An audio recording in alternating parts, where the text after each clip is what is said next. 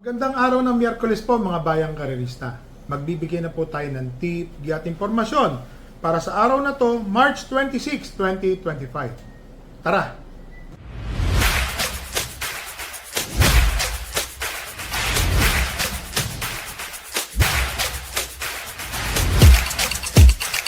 So mga bayang karerista, pakita ko lang po muna ang ating kopya ngayong araw ng March 26. Maganda po ang lineup. Mukhang magdidiyado. Oho. Ang start time po ng karera ay sa ganap na alas 5 ng hapon. Kung mapapansin nyo po mga bayang karerista ha. 9, 8, 9 entries po.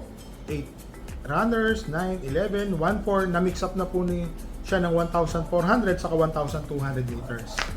At least dumadami na po yung nagsisisali. So, dito po sa race number 1, 3-year-old and above maiden race. 9 runners, 1,400 meters ang distansya. First choice po, entry number 3. Imported na kabayo. The Old Heart of Mine. RM Garcia po ang papatong. Meron po tayong napanood na barrier 1,400. Nagre-review din po tayo dyan sa nanonood sa YouTube channel, alam niyo na. Nakita po natin at nagtanong din po ako, magaling na kabayo pala to, mainam na kabayo. Tingin ko po, at sabi naman sa akin nung pinagtatanungan natin, malaki daw po ang panalo nito. Tingin po nila mananalo. Yan po galing po sa pinagtatanungan natin, yun po ang kanyang sinabi. So, dito po sa race number 1, entry number 3, The Old Heart of Mine, 1 for the day po yan.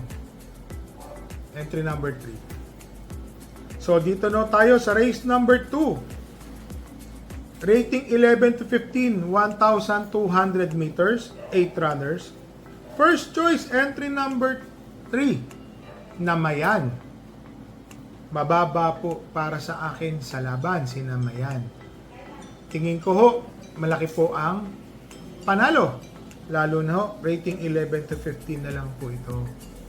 Tingin ko, makakaraos na. Sana makaraos na. Second choice po, entry number 2, Etnad, JR De Ocampo. So, nasa komportabling ratings na po siya. Isa rin po ito, may panalo na rin po ito. Kasi sumusungaw na po ito sa mga takbo niya ng mga nakaraan. Nakikita na po natin yan, tercero, kwarto pwesto. Talagang mas mainam lang po yung mga nananalo sa kanya nung araw na yon. So, second choice ko po yan.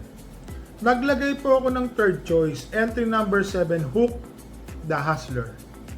Baka habang naghahabulan po sila sa unahan, si Hook the Hustler, nanonood po yan ng tersero or kwarto pwestong malapit.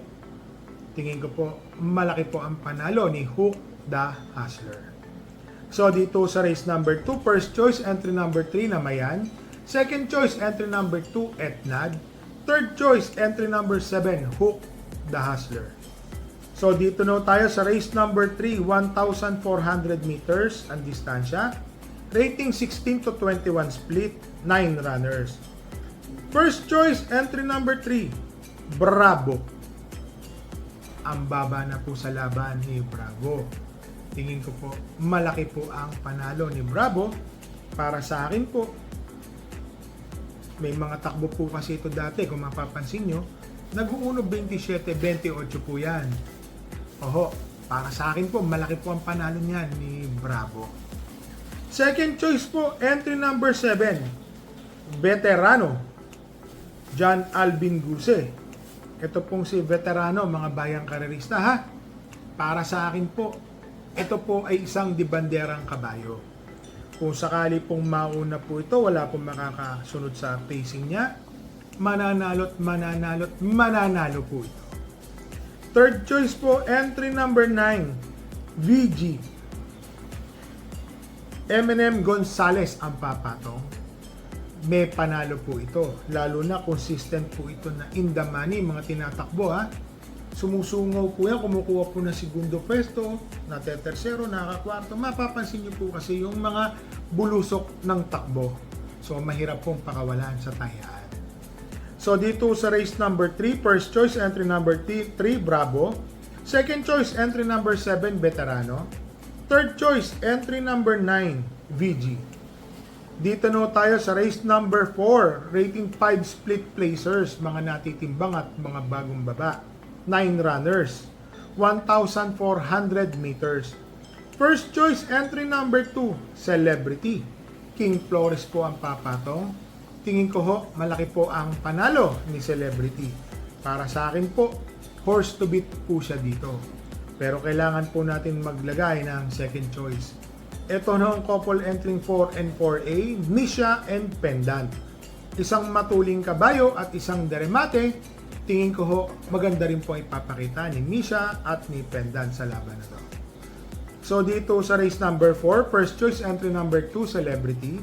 Second choice, couple entering 4 and 4A, Misha and Pendant. Dito na tayo sa race number 5, rating 11 to 15 split, 1,200 meters, 8 runners. First choice, entry number 1, Flywheel. AP Asuncion po ang sasakay ulit. Tingin ko maganda na po ang kanyang numero.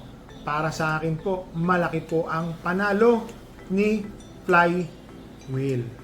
Second choice po, entry number 6, Biglang Buhos. Bakit to? Baka magkaroon po ng agaran sa unahan. Medyo may katulinan din po dito yung Super Spunky. Sabi ko na, may Diamond. Ito pong si Biglang Buhos, pwede po itong manood ng kwarto pwesto. Aabang-abang, magandang dihado po ito. Third choice po, entry number 8, Super Spunky. Ang inam po ng pinakitang takbo niya nung nakarang may malaking karera. Numero 14 po siya. Ang nanalo po nung, kung di po ako magkamali, si Tough Feeling. Dihadong-dihado po yung Tough Feeling nung nanalo po nun, mga bayang karista. Para sa akin po, malaki po ang panalo ni Super Spunky. Di bandera nga lang din po. Baka magkaroon po ng agaran sa unahan. So dito ho, sa race number 5, first choice entry number 1, Flywheel. Second choice entry number 6, Biglang Buhos. Third choice entry number 8, Super Spunky. Dito no tayo sa race number 6, rating 11 to 15 split po ito. 1,200 meters, 8 runners. First choice entry number 5, Agaron. John Alvin Gusi po ang papatong. Napakababa po kasi tingin ko sa laban, rating 13. Malaki po ang panalo. Tingin ko po dyan sa kabahay na yan. Dato po itong tumetsyempo ng 1.13 sa distansyang 1,200 meters at kung manalo po ito, banderang tapos or pwede rin pong rumemate. First choice. Second choice po, entry number 7, Antonio de la Mugis. Parang natimbang po ito ng huling malaking karera. Tersero or kwarto, kung di po ako magkamali. Malakas po ang laban na yon.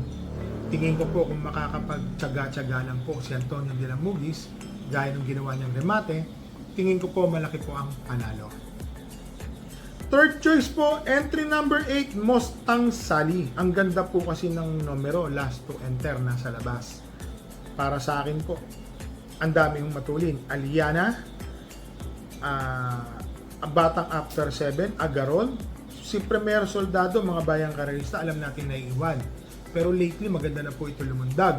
Kung magagawa lang po niya, magiging isa pa rin siya na magbibigay ng pressure sa unahan. Si Mustang Sally, maganda po ang numero, nasa labas. Kaya nilagay ko po siyang third choice. Pero pwede po kasi itong pumigil sabay re-recta na lang. Third choice ko po siya. So dito sa race number 6, first choice, entry number 1, entry number 6, Agaron. Second choice, entry number 7, Antonio de la Mugis. Third choice, entry number 8, Mustang Sally. Dito na tayo sa race number 7, 1,400 meters. Rating 6 to 10 split, 11 runners.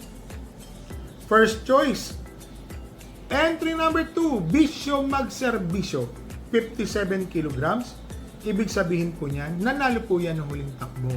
Nanalo po yan, ang layo pong nanalo. Magaling na kabayo. Mukhang bumabalik na po ang kanyang galing. Para sa akin po, horse to beat.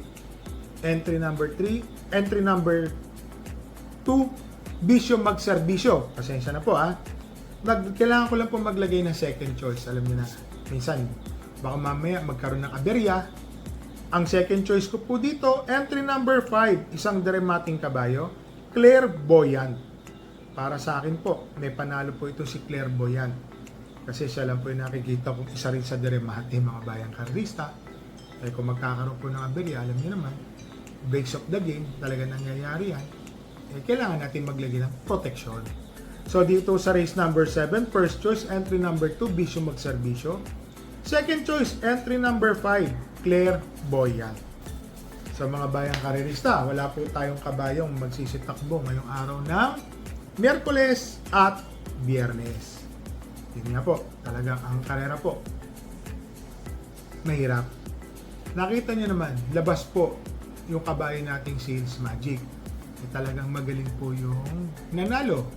Saludo po tayo dun sa kabayang si Don Lucas. Akala ko po kasi si Don Lucas ang hahabol. Naobligan na rin po tayong humabol.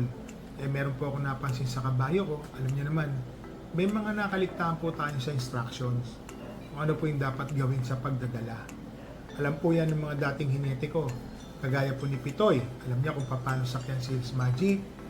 Kung ganito, ganun, ganyan. Naalala ko lang po nung nagre-refresh ako, bakit tayo natalo? Kaya po tayo natalo, talagang kinulang lang po si Kabayo. Yun lang po. So magsha-shoutout po muna tayo kay Mr. Reynaldo ng Tondo at kay Mr. Jomar Martin, Manuel Tandes at kay Mr. Santi Sandoval. Shoutout po sa inyo. Ito po, magpapasalamat po tayo kay Pingping Lechon, kay Kap Maka. At least, na-schedule na po sa April 5, boss, 2 lechon po yan. Doon na po tayo magkita sa reception po. So maraming salamat po, Kap Maka. Bili po tayo dyan ng lechon. Masarap na lechon, ng Pingping Lechon. Ito po, i-remind ko lang po kayo. Ito po yung mga sasalihan natin. April 12, New Montalban, 4-Cock Derby. Yan po, andyan po kami para po maglaban. So sa kaibigan din po nating horse owner. Yan po. Siyempre, susuporta rin po tayo sa palaban po niya. Ito naman po, yung pa-derby po ni Boss Kaloy, namin po. June 3, 2025, 5-Cock Derby, 1 million guaranteed. Horse owner and cockers po yan. Diyan po yan sa Pasay. Cockpit. Sa mga bayang karerista parati ko naman pong sinasabi sa inyo, every time, ang karera po is marami. Tayo po mismo, may katawan, mangungursonada po tayo ng races. Kung anong karera lang pong gusto natin tayan, at kung anong araw nyo gusto mangarera, kayo po ang masusunod. Dahil lagi po natin tatandaan. Pera nyo yan, diskarte nyo yan. Gabay lang po ang binibigay namin. At kung ano po yung nalalaman ko, sinishare ko naman. At di lang po sa akin sa ibang nag-YouTube, nagbablog tukol sa karera. So mga bayang karerista, re-remind ko lang po kayo, bet small, win big, bet big, lose big. Yan po talaga. Ganyan po talaga sa alakaran ng karera. Lagi po natin tatandaan, dala po tayo ng tubig na mainom, mainit sa labas. At payong po. So mga bayang karerista, happy racing and stay safe po sa inyo lahat.